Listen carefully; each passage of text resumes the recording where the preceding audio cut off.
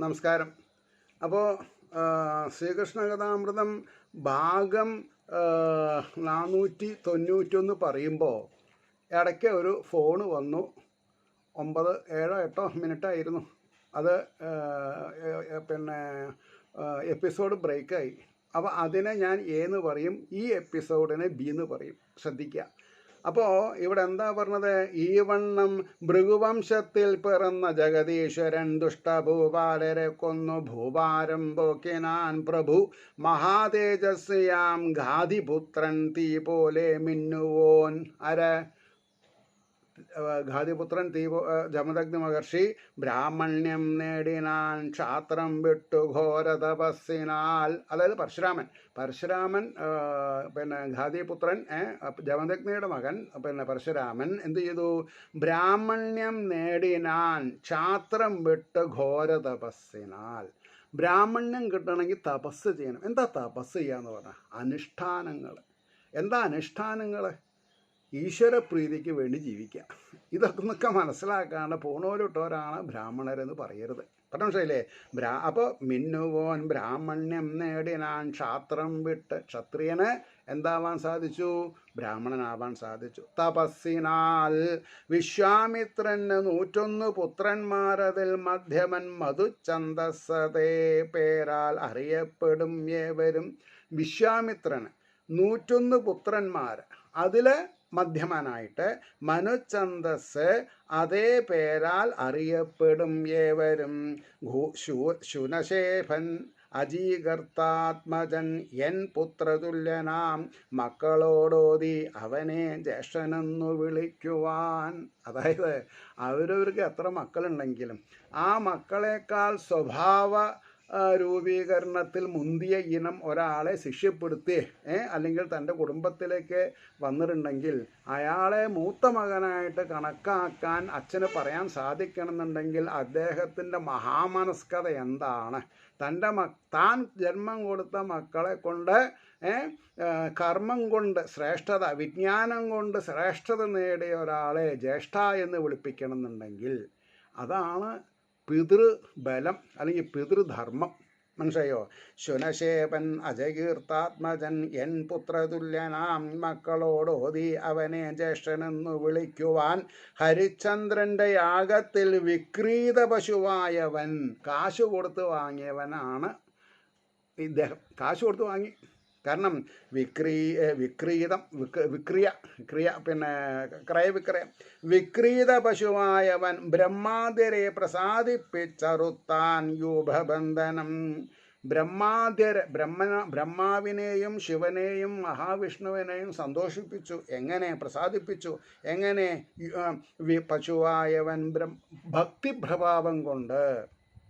ആ ഭക്തി ജ്ഞാനത്തിലുറച്ചതും ആ ഭക്തിജ്ഞാനം വൈരാഗ്യത്തിലുറച്ചതും ആയിരിക്കണം. യൂപബന്ധനം. അപ്പോൾ ഒരു യാഗത്തിന് ബലി കൊടുക്കാൻ വേണ്ടിയുള്ള പശുവിനെ കെട്ടുന്ന കുറ്റീനാണ് യൂപം എന്ന് പറയുക.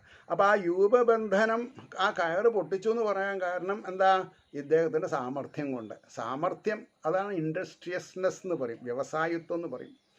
അപ്പോൾ അവിടെ യൂണിയൻ ജയ് വിളിക്കാൻ പാടില്ല, ഇൻഡസ്ട്രിയസ് ആയിരിക്കണം. നമ്മളൊക്കെ പുരാണങ്ങളെ മനസ്സിലാക്കാൻ വേണ്ടി വളരെയധികം ശ്രേഷ്ഠമായ രീതിയിൽ അധ്വാനിക്കണം. ചതുർവേദങ്ങൾ, ഉപനിഷത്തുകൾ, രാമായണം, മഹാഭാരതം എന്നുള്ള ഇതിഹാസങ്ങൾ, 18 പുരാണങ്ങൾ അല്ലാതെ കണ്ട് തെക്കും വടക്കും വായി നോക്കി നടന്നിട്ട് യാതൊരു കാര്യമില്ല. അപ്പോൾ ഇവിടെ പറയണോ, ആ യൂപബന്ധനം അർത്തു ദേവന്മാരെന്നു രക്ഷിക്ക നിമിത്തം ദേവരാധനായി. ദേവന്മാരാൽ രക്ഷിച്ചവൻ ദേവരാധൻ. അതാണ് സാക്ഷാൽ ശ്രീകൃഷ്ണനാൽ, ചതുർബാഹുവായിട്ടുള്ള വിഷ്ണുവാൽ അല്ലെങ്കിൽ ആദിനാരായണൻ, എങ്ങനെ വേണമെങ്കിലും പറയാം, പരീക്ഷത്തിനെ പരിരക്ഷിച്ചു അല്ലേ? ശ്രീകൃഷ്ണൻ തന്നെയാണ് ചതുർഭുജനായിട്ട് ഉള്ളിൽ കയറിയത്. അതുകൊണ്ടാണ് അദ്ദേഹത്തിന് പരീക്ഷത്ത് എന്നുള്ള പേര് കിട്ടിയത്. ഇവിടെ ദേവരാധനായി നമ്മളിൽ പുകളാർന്നിടും അവനും ഭൃഗുവംശനാം. ഭൃഗുവിൻ്റെ വംശത്തിലുണ്ടായിട്ടുള്ള ആളാണ്. അത് കഴിഞ്ഞിട്ട് 33ാമത്തെ ശ്ലോകം പറയണു. ഞാനൊരു കമൻ്റ് എഴുതി വെച്ചു, എ വെരി ഗുഡ് ഫാദർ. എന്താ പറയാൻ കാരണം? ജ്യേഷ്ഠനെന്നു വിളിക്കില്ലെന്നോതി ഗർവിഷ്ഠർ 50 അതായത് ഈ 101 മധ്യമന്മാര് മുകളിലുള്ളവരെന്ത് ചെയ്തു? ഇയാളെ ജ്യേഷ്ഠൻ എന്ന് വിളിക്കില്ല എന്ന് പറഞ്ഞു. അച്ഛൻ പറഞ്ഞു ജ്യേഷ്ഠ എന്ന് വിളിക്കണം എന്ന് പറയാൻ പറഞ്ഞു.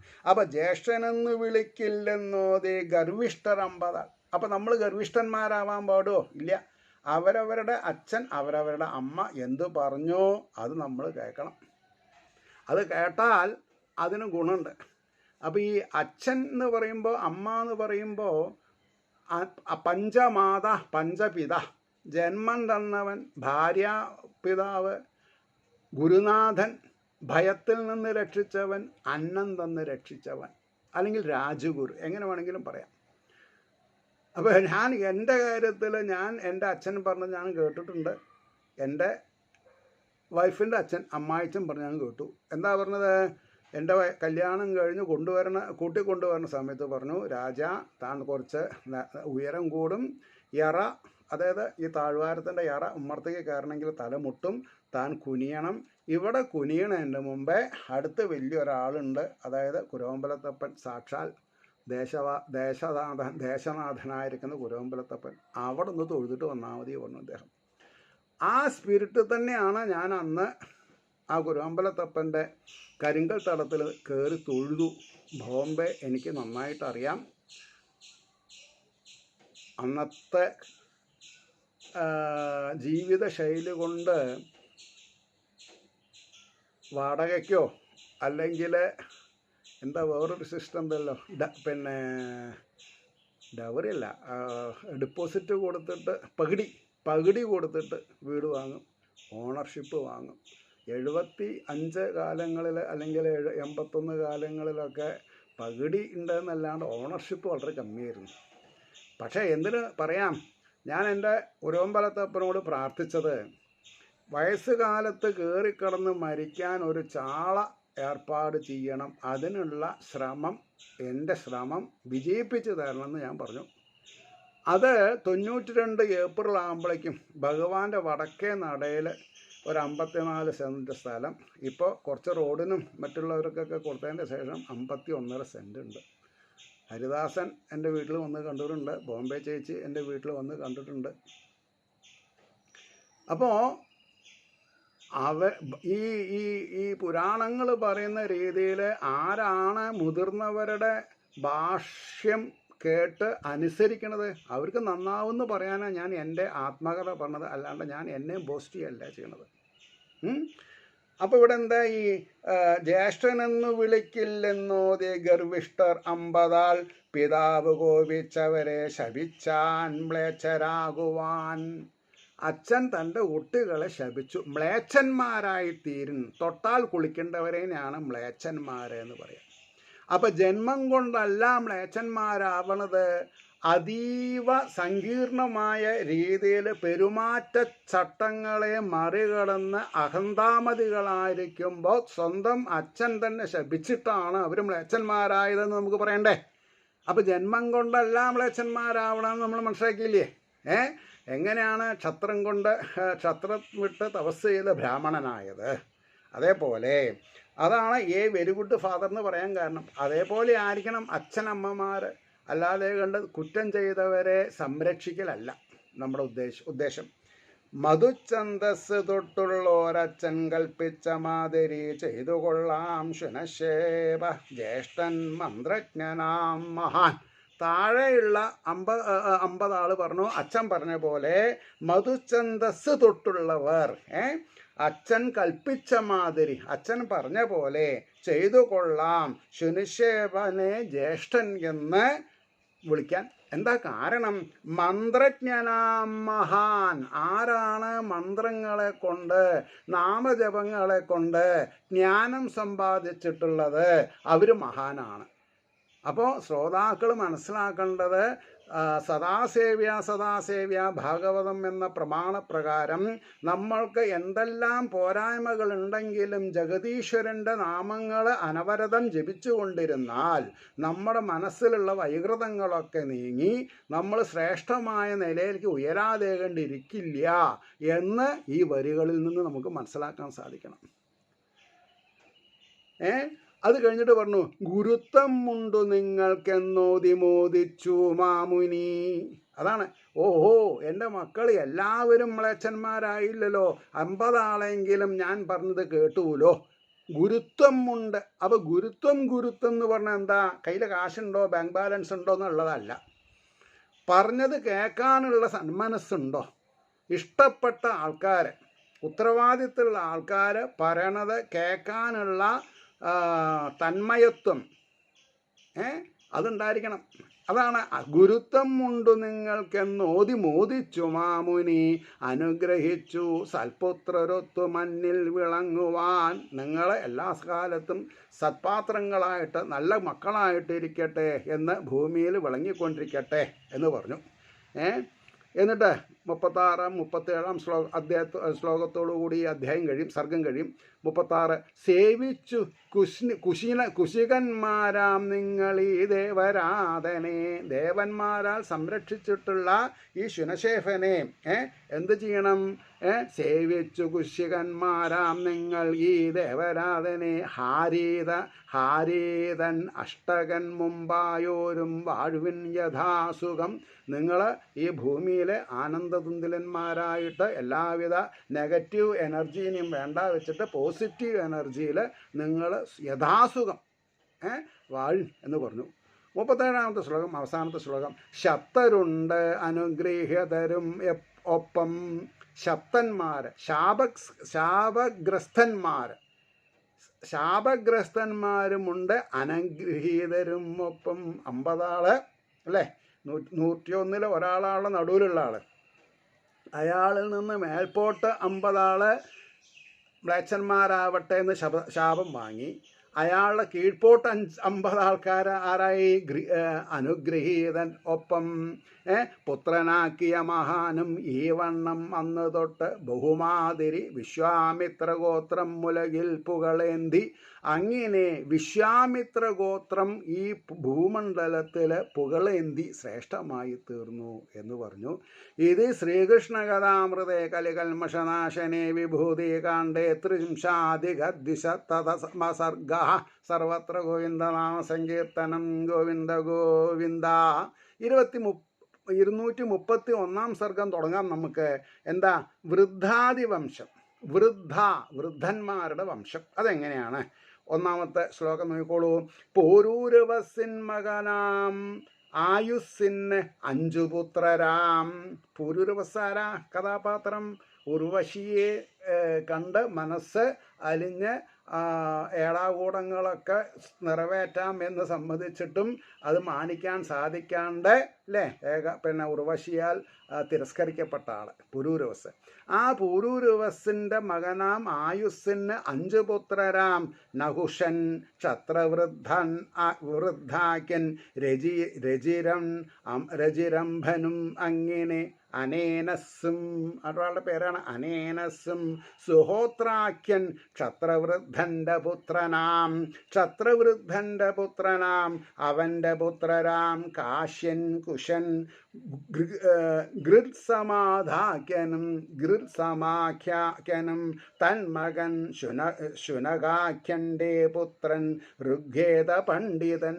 ഋഗ്വേദത്തിൽ ശ്രേഷ്ഠനായി ശൗനകൻ. കാശ്യതനയൻ കാശി രാഷനവൻ മകൻ. കാശി രാഷ്ട്രത്തെ പടുത്തുയർത്തവനാണ് അവൻ. പുത്രൻ ദീർഘതമസ്സെന്നോൻ ധന്വന്തരിയവൻ മകൻ. ആരോഗ്യം അലിവാർന്നേകും ആയുർവേദ പ്രവർത്തകൻ. ആയുർവേദത്തിൻ്റെ ധന്വന്തിരി ഭഗവാൻ. അതാണ് പുത്രൻ ദീർഘതമസ്സെന്നോൻ ധന്വന്തിരിയവൻ മകൻ. ധന്വന്തിരിൻ്റെ മകനാണ്. ആരോഗ്യം അലിവാർന്നേകും എന്ന് പറഞ്ഞത് സന്തോഷിച്ചിട്ട് ഈശ്വരനെ പ്രീതിപ്പെടുത്തിയാൽ സന്തോഷം കൊണ്ട് നല്ല ആരോഗ്യം തരും. അതാണ് നമ്മൾ മനസ്സിലാക്കേണ്ടത്. അപ്പോൾ ആരോഗ്യം അലിവാർന്നേകും ആയുർവേദ പ്രവർത്തകൻ. വിഷ്ണു അംശം. അയാൾ ചില്ലറക്കാരനല്ല, വിഷ്ണുവിൻ്റെ അംശമാണ്. വിഷ്ണുംശം കേതുമാൻ ഭീമരഥനും പുത്രപൗത്രരാം. തൻ പുത്രനാം ദിവോദാസൻ സൂര്യൻ്റെ ദാസൻ എന്നർത്ഥം. ദിവോദാസൻ ദ്യുമാൻ മകൻ ഋതധ്വജൻ പ്രദർധനൻ കുവലയാശനെന്നും പുകൾ പൂണ്ടവൻ ദ്യുമാൻ്റെ തനയന്മാരിൽ ആദ്യത്തേവൻ അലർക്കനാം, അലർക്കൻ എന്നാണ് അയാളുടെ പേര്. അലർക്കനാം യുവാവായി 66,000 ആണ്ടു മഹീപനായി. 66,000 ആൾക്കാരുണ്ട് അവരെ. യുവാവായി 66,000 ആണ്ട് മഹീപനായി, രാജാവായി. എത്ര? 66,000 സംവത്സരങ്ങൾ. അപ്പോൾ ഓരോരുത്തരുടെ ആയുസ് ആ കാലത്ത് എത്രയായിരുന്നു? ഈശ്വരാംശജന്മാരായിട്ട് ഈശ്വരൻ്റെ അനുഗ്രഹത്തോടുകൂടി യോഗക്ഷേമം ചെയ്യുക, അതായത് ഭക്തിയുടെ നിർഭരതത്തിൽ വേണ്ടാത്തത് ചെയ്യാതെ വേണ്ട മാതിരി ജീവിക്കുക. അപ്പോൾ 66,000 എന്നൊരു പ്രശ്നമല്ല. അപ്പോൾ പറഞ്ഞു യുവാവായി 66,000 ആണ്ടു മഹീപനായി ആവിധം സർവ്വസൗഭാഗ്യമാർന്നവൻ. സർവ്വസൗഭാഗ്യം ഇന്നതെന്നില്ല. ഈശ്വരൻ വിചാരിച്ചാൽ നമ്മളൊന്നും ഈശ്വരനോട് ചോദിക്കണ്ടെന്നാണ് പറയാം. പക്ഷെ നമ്മൾ മായയിൽ മുങ്ങിയിട്ട് അന്നുള്ള അവസ്ഥകൾ രക്ഷപ്പെടാൻ വേണ്ടി അത് വേണം ഇത് വേണമെന്ന് പറയും. അതൊക്കെ കിട്ടും.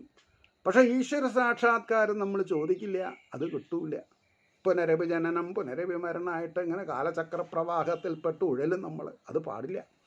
അപ്പോൾ പറഞ്ഞു സർവ്വസൗഭാഗ്യമാർന്നോൻ മറ്റില്ല മന്നിതിൽ വേറൊരാൾ അതേപോലെ ഇല്ല.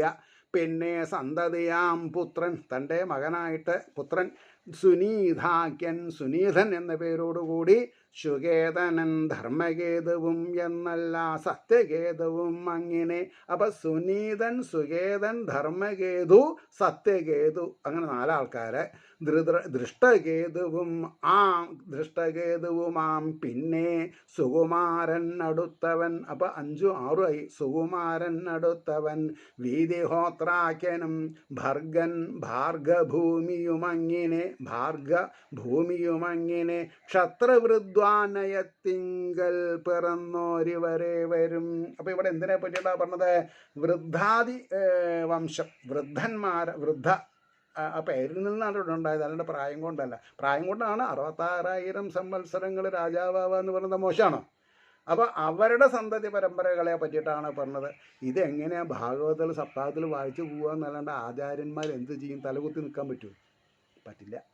അപ്പം നമ്മൾ എന്ത് ചെയ്യണം? സ്വാധ്യായം ചെയ്ത് നമ്മൾ തന്നെ ആചാര്യനാവാൻ ശ്രമിക്കണം. ആചാര്യനാവാന്ന് പറഞ്ഞാൽ ആചരണത്തോടു കൂടി ജീവിക്കാന്നർത്ഥം, അല്ലാണ്ട് ദക്ഷിണയ്ക്ക് വേണ്ടിയിട്ടാവരുത്. ഇന്ന് 6 കൊല്ലം എൻ്റെ ഫേസ്ബുക്ക് ഫ്രണ്ടായിട്ട് ഒരു മഹാൻ, എന്താണ് അദ്ദേഹത്തിൻ്റെ പേര്, കൊടുമൺ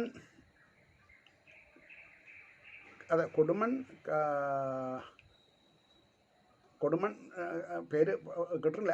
എങ്ങനെയാലും ഞാൻ അദ്ദേഹം കൊല്ലം കരുനാഗപ്പള്ളിയുള്ള ഭാഗത്തു നിന്നാണ് വന്നിട്ടുള്ളത്. 3 കിളിപ്പാട്ട് പൗരാണികരെ, ഒരു ആചാര്യൻ, പിന്നെ ഒരു ഹോതാവ്, 5 ആൾ. അപ്പോൾ 6 കൊല്ലമായിട്ട് അദ്ദേഹം എന്നെ ഫോളോ ചെയ്യുന്നുണ്ട്. എന്നെ വലിയ എന്താണെന്നാ പറയുക, ഭയഭക്തി വിശ്വാസത്തോടു കൂടി. എനിക്കും സഹോദര സ്നേഹം, നമുക്കതല്ലേ. പിന്നെ സഹജീവത്വം. ആരും കേമന്മാരല്ല, എല്ലാവരും ഒരേപോലെ. പോയി കണ്ടു, കാറെടുത്ത് പോയി കണ്ടു. എനിക്ക് അവരുടെ ഒപ്പം ആഹാരം കഴിക്കാൻ പറ്റില്ല, ഇന്ന് ഏകാദശിയാണ്. അപ്പോൾ ഞാൻ എൻ്റെ കണ്ണ് കാണാത്ത പെങ്ങൾ ഇവിടെ ഉള്ളത് കാരണം അവൾക്ക് ഏകാദശിയും വാവൊക്കെ വലിയ പ്രധാനമാണ്. അപ്പോൾ ഞാൻ അതിലോട്ട് കൂടും. അപ്പോൾ എന്താ പറഞ്ഞതിൻ്റെ താല്പര്യം, ഞാൻ ഫോട്ടോ ഇടുന്നുണ്ട് ഫേസ്ബുക്കിൽ. ഈ പറഞ്ഞൊരു വാക്ക് എന്നെ വല്ലാതെ കണ്ട്. എന്താ പറഞ്ഞത്? ഇവിടെ പറഞ്ഞു ക്ഷത്രവിദ്വാനയത്തിങ്കൽ പിറന്നോരിവരെ വരും. സഹവർത്തിത്വ മനോഭാവത്തിൽ പിന്നെ പൗരാണികന്മാരായിട്ടും ഹോതാക്കളായിട്ടും പിന്നെ ആചാര്യന്മാരായിട്ടും കാണുന്നവരെ നമ്മൾ സഹോദര ഭാവത്തിൽ സ്വീകരിക്കുക, സ്നേഹം കൊടുക്കുക, ബഹുമാനം കൊടുക്കുക. അതിൽ നമ്മൾ കുറച്ച് ബുദ്ധിമുട്ടിയാലും കുഴപ്പമില്ല. മഴയുണ്ടായിരുന്നു, കുറച്ച് കാശ് ചിലവുണ്ട്, കാറ് പെട്രോൾ ഇല്ലാണ്ട് ഓടില്ല, ഡ്രൈവറെ വെച്ച് പോയി കണ്ടു, ഈശ്വരൻ എനിക്ക് തന്നിട്ടുണ്ട്, അത്രയേ ഉള്ളൂ. അപ്പം ഇതൊക്കെ എങ്ങനെയാണെന്ന് വിചാരിച്ചാൽ ഗീവ് ആൻഡ് ടേക്ക്. ഭഗവാൻ തരുന്നത് നമ്മൾ മറ്റുള്ളവർക്ക് വേണ്ടി നല്ല ആഗ്രഹാഭിലാഷങ്ങളൊന്നുമില്ലാണ്ട് പ്രീതിജനകമായിട്ട് ജീവിക്കണം എന്നുള്ള രീതിയിൽ ജീവിച്ചാൽ മതി. അപ്പോൾ ഇവിടെ പറഞ്ഞു ക്ഷത്ര വൃദ്ധാന്വയത്തിങ്കൽ പിറന്നോരിവരെ വരും രംഭന്നുരഭസൻ ഗംഭീരനെന്നും രണ്ടു പുത്രരാം ആദിത്തേവൻ്റെ മകനാം ക്രതുവിൻ മക്കൾ വിപ്രരായി. ക്ഷത്രിയന്മാരാണെങ്കിലും ബ്രാഹ്മണ്യം സ്വീകരിച്ചു. എന്താ ബ്രാഹ്മണ്യം സ്വീകരിച്ചു എന്ന് പറഞ്ഞാൽ ബ്രഹ്മവിദ്യ അഭ്യസിച്ചു എന്നർത്ഥം. ആ ബ്രഹ്മവിദ്യ അഭ്യസിച്ച് വിപ്രരായി അനേനസിൻ്റെ പുത്രാദിർ അഞ്ചാണ് ഒടുവിലുള്ളവൻ മഹാത്മാവാം ശാന്തരയനാത്മജൻ ആത്മജ്ഞൻ കൃതകൃത്യനാം. വേണ്ടത് വേണ്ട പോലെ ചെയ്തു എന്നുള്ളവനാണ് കൃതകൃത്യനാം. നമുക്കും അതേമാതിരി പദവി വേണം, കൃതകൃത്യത വേണം, കൃതജ്ഞത വേണം. രചിതൻ മക്കൾ. ഇത് ഒരു 17 ശ്ലോകമുള്ളൂ. അപ്പോൾ ഇപ്പം നമ്മൾ എവിടെ എത്തി? 13ാമത്തെ ശ്ലോകമായി. അപ്പോൾ നമുക്ക് ഈ പിന്നെ സർഗം കഴിക്കാം. അപ്പോൾ എല്ലാവരും 25, 9, 34 മിനിറ്റ് ആവും ചെയ്യും. A and B കേട്ടോ. അപ്പോൾ രചിതൻ മക്കൾ 500 പേരുണ്ട്. അതിബലിഷ്ഠരാം. 500 മക്കളും ഒരേപോലെ ബലിഷ്ഠന്മാരാണ്. ദൈത്യരെ കൊന്നു വിണ്ണാടും സ്വർഗം പ്രാപിച്ചവരാണ്. ദേവേന്ദ്രനേകിനാൻ അയാൾ എന്ത് ചെയ്തു എന്നാണ് പറഞ്ഞത്? ദൈത്യന്മാരെ യുദ്ധത്തിൽ തോൽപ്പിച്ച് ദേവലോകം ഇന്ദ്രന് സമ്മാനിച്ചു. അപ്പം എത്ര മഹാമനസ്കനായിരിക്കണം. എന്നാൽ ഞാനിതിൻ്റെ അധിപനായിരിക്കട്ടെ, താൻ എൻ്റെ അസിസ്റ്റൻ്റ് ആയാൽ മതി എന്ന് ആരെങ്കിലും പറഞ്ഞില്ല. ഇതിന്നൊക്കെ ഗുണപാടെടുക്കണം. ഇപ്പോൾ ഞാൻ കുറച്ച് മുമ്പ് പോയി പറഞ്ഞു, എന്നേക്കാൾ എത്രയോ പ്രായം ചെറുപ്പമായിട്ടുള്ള ആൾക്കാരെ നാട്ടിൽ വന്നപ്പോൾ ഈ ഫേസ്ബുക്ക് ഫ്രണ്ട്ഷിപ്പ് വെച്ചിട്ട് ഞാൻ അവരെ പോയി കണ്ടു എന്ന് പറഞ്ഞാൽ ഒരു ജ്യേഷ്ഠ സഹോദരനെ പോലെ എന്നെ സ്നേഹിക്കുക, എന്നെ ബഹുമാനിക്കുക, എന്നെ ആദരിക്കുക, എൻ്റെ ചിന്താഗതികളെ ഫോളോ ചെയ്യുക. അതാണ് പിന്നെ ഈ കൊടുമൺ, അദ്ദേഹത്തിൻ്റെ പേരിക്കുമ്പോഴും സ്ലിപ്പായി. കൊടുമൺ എന്നാണ് അയാളുടെ ഓമന പേര്. അപ്പോൾ അദ്ദേഹം പറഞ്ഞു, ഞാൻ 6 കൊല്ലമായിട്ട് ഇദ്ദേഹത്തിനെ ഫോളോ ചെയ്യണു. അദ്ദേഹത്തിൻ്റെ അറിവ് ഫേസ്ബുക്ക് കൂടെ പകരാറുണ്ട്. അപ്പോൾ എനിക്കൊരു സർട്ടിഫിക്കറ്റ് കിട്ടി. ഞാൻ ചെയ്യുന്ന പ്രവർത്തികൾ മറ്റുള്ളവർ എന്താണെന്നാ പറയുക, അപ്പോൾ അവിടെ മാതൃസമിതിയിൽ ഒരു പെൺകുട്ടി, ഒരു 30-35 വയസ്സായിട്ടേ ഉള്ളൂ. ഞാൻ സാറിനെ ഫോളോ ചെയ്യുന്ന ആളെ പറഞ്ഞു എൻ്റെ അടുത്ത്. കാരണം ഈ യൂട്യൂബിൽ ചിലപ്പോൾ പെട്ടെന്ന് തന്നെ ഒരു ദിവസം തന്നെ 70, 80, 100, 110 ആൾക്കാർ കാണുന്നുണ്ട്. പക്ഷേ കമൻറ്റ് ചെയ്യണവർ എനിക്ക് അറിയണത് വളരെ കയ്യിലെണ്ണാവുന്ന ആൾക്കാരേ ഉള്ളൂ. ബാക്കിയുള്ളവരൊക്കെ അജ്ഞാനന്മാരാണ് എനിക്ക്. അപ്പോൾ അതിലൊരാൾ പറയുകയാണ് ഞാൻ സാറിനെ ഫോളോ ചെയ്യണവരാണെന്ന് പറയുമ്പോൾ, അപ്പോൾ എനിക്ക് ഈ പ്രക്രിയ നിൽക്കാതെ കണ്ട് പോണ ഈശ്വര, ആജീവനാന്തം മരണം വരെ ഇതിങ്ങനെ പറയാൻ സാധിക്കണേ എന്നൊരു ധൃതിയും വന്നു. അതുകൊണ്ടാണ് പറയാൻ കാരണം. അപ്പോൾ ഇവിടെ എന്താ പറഞ്ഞത്? പിന്നെ അപ്പോൾ പറഞ്ഞു രചിതൻ മക്കൾ 500 പേരുണ്ട്. അതിബലിഷ്ഠരാം ദൈത്യരെ കൊന്നു വിണ്ണാടും ദേവേന്ദ്രൻ ഏകിനാൻ അയാൾ സർവസ്വവും രചിക്ക് ഇന്ദ്രൻ ഏൽപ്പിച്ചാൻ അരിഭീതിയാൽ. അരിഭീതി എന്ന് പറഞ്ഞാൽ നെല്ലിൻ്റെ അരിയല്ല, ശത്രുക്കളെ എന്നർത്ഥം. ഈ കൂടുതൽ പണം ഉണ്ടായാൽ നമ്മളത് ട്രസ്റ്റാക്കി മാറ്റണം. എന്താ കാരണം? ആരെങ്കിലും ചോദിച്ചില്ലെങ്കിൽ നമ്മളെ കൊല്ലും. ട്രസ്റ്റാക്കിയാൽ പിന്നെ ഒന്നും പേടിക്കില്ല. അതാണ്. അപ്പോൾ സർവസ്വവും രചിക്ക് ഇന്ദ്രൻ ഏൽപ്പിച്ചാൻ അരിഭീതിയാൽ അച്ഛൻ മരിക്കെ ചോദിച്ചും തിരിച്ചേകാതിരിക്കവേ. അവിടെയാണ് ശത്രുവിനെ പേടിച്ച് താൻ തന്നെ ഇത് സൂക്ഷിക്കുമെന്ന് പറഞ്ഞു. പക്ഷേ അച്ഛൻ മരിച്ചപ്പോൾ ഈ കൊടുത്തത് തിരിച്ചു കൊടുത്തില്ല എന്നർത്ഥം മക്കൾക്ക്. അതൊരു ഗുണപാടാണ്. അപ്പോൾ അച്ഛൻ മരിക്കെ ചോദിച്ചും തിരിച്ചേകാതിരിക്കവേ ഗുരുവെ കൊണ്ട് അഭിചാരം ചെയ്തു കൊല്ലിച്ചു വാസവൻ ആരാ? ഇന്ദ്രൻ. അപ്പോൾ തൻ്റെ അച്ഛൻ ചെയ്തിട്ടുള്ള സൽപ്രവൃത്തി, അച്ഛൻ്റെ മരണാനന്തരം ആ വെൽബീയിങ്സ്, ആ വെൽനെസ്, ആ വ്യവസ്ഥാപിതമായിട്ടുള്ള അസറ്റ്സ് തിരിച്ചു കൊടുക്കാതെ കണ്ടിരിക്കുക. കാരണം രാജഗുരുവിനെ കൊണ്ട് ആഭിചാരക്രിയകൾ ചെയ്ത് അയാളെ കൊല്ലിച്ചു. അപ്പോൾ നമ്മൾ വടി കൊടുത്ത് അടി വാങ്ങണോ മക്കളെ? നമ്മൾ വടി കൊടുത്ത് അടി വാങ്ങണോ? വേണ്ട. അപ്പോൾ അതാ മണിയടിച്ചു, ശിവൻ്റെ അമ്പലത്തിൽ മണിയടിച്ചു, നട തുറക്കുകയാണ്. എനിക്കുള്ള ഏറ്റവും വലിയ ഭാഗ്യം അതാണ്. എന്നെ എങ്ങനെയാണ് ഭഗവാൻ ഇവിടെ കൊണ്ടിരുത്തിയത്. കാലത്ത് 5:15 മണിയടിക്കും, അപ്പോൾ ഞാൻ ഉണർന്നുണ്ടാവും. എനിക്കുള്ളൊരു മാനസിക സന്തോഷം മനസ്സിലായോ. അതേമാതിരി 8 മണിക്ക് നട അടയ്ക്കുമ്പോൾ, വൈകുന്നേരം ഇനി ദീപാരാധന കഴിഞ്ഞ് നട അടയ്ക്കുമ്പോൾ ഒരു 6:45-7 മണിക്ക്. അതുകൊണ്ടാണ് പറയാൻ അങ്ങനെ. ഗുരുവെ കൊണ്ട് ആഭിചാരം ചെയ്തു കൊല്ലിച്ചു വാസവൻ, സദാചാരം തെറ്റിയോരെ ബാക്കി വെച്ചില്ല ഒരാളെയും. ഇത് നമ്മൾക്കുള്ളൊരു ഭീഷണിയാണ്, അല്ലെങ്കിൽ ഇതൊരു താക്കീതാണ്. നമ്മൾ നാളെ എത്ര പ്രഗത്ഭന്മാരായും സദാചാരം തെറ്റിക്കാതെ കണ്ട് ഇരിക്കാൻ സാധിക്കണം. സദാസേവ്യയിൽ നിന്നാണ് സദാചാരം വരുന്നത് അല്ലേ.